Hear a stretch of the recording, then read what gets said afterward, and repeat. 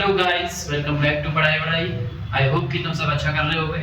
आज का हमारा डाउट है, if the price of 6 toys is rupees 264.37 what will be the approximate price of 5 toys. अभी कौन सा चैप्टर का डाउट है?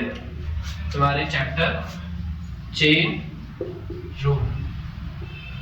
ये चेन रूल का डाउट है जो कि बहुत सारे कॉम्पिटिटिव एग्जाम से पूछा भी जाता है और हमारे 9th 10th क्लास में भी आता है क्वेश्चन। ठीक है, तो अब इसको फटाफट से जल्दी सॉल्व करते हैं।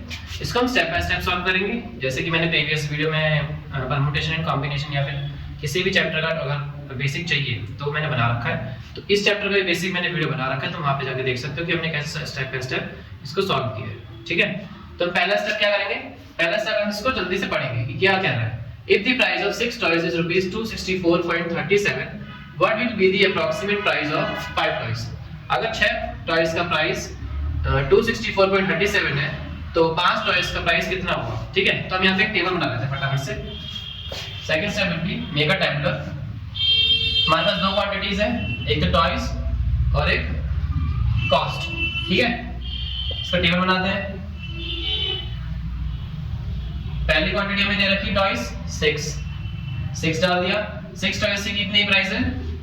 264.37।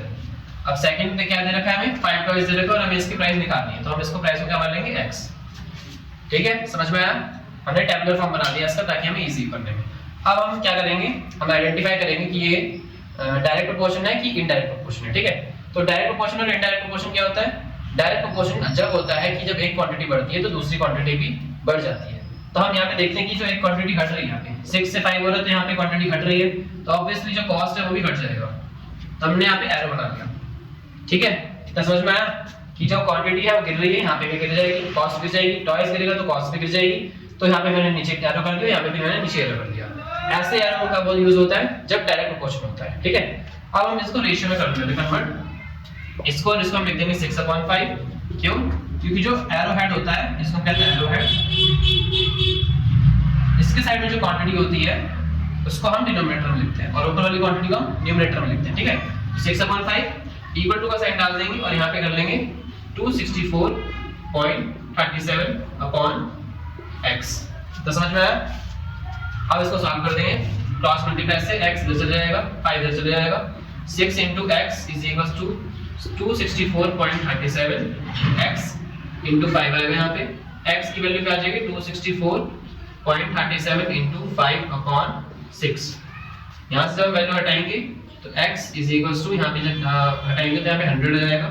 5 1 5 5 20 100 और जब ये जब कटेगा तो तुम्हारी वैल्यू आएगी 222.3 समथिंग।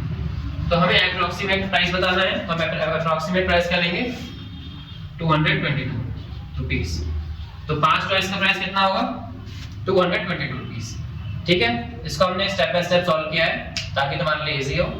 बाकी ऐसे और अगर तुम्हारे डाउट हैं तो तुम हमारे कमेंट सेक्शन में बता सकते हो और हमें व्हाट्सएप पे भी डीएम कर सकते हो। Thank you.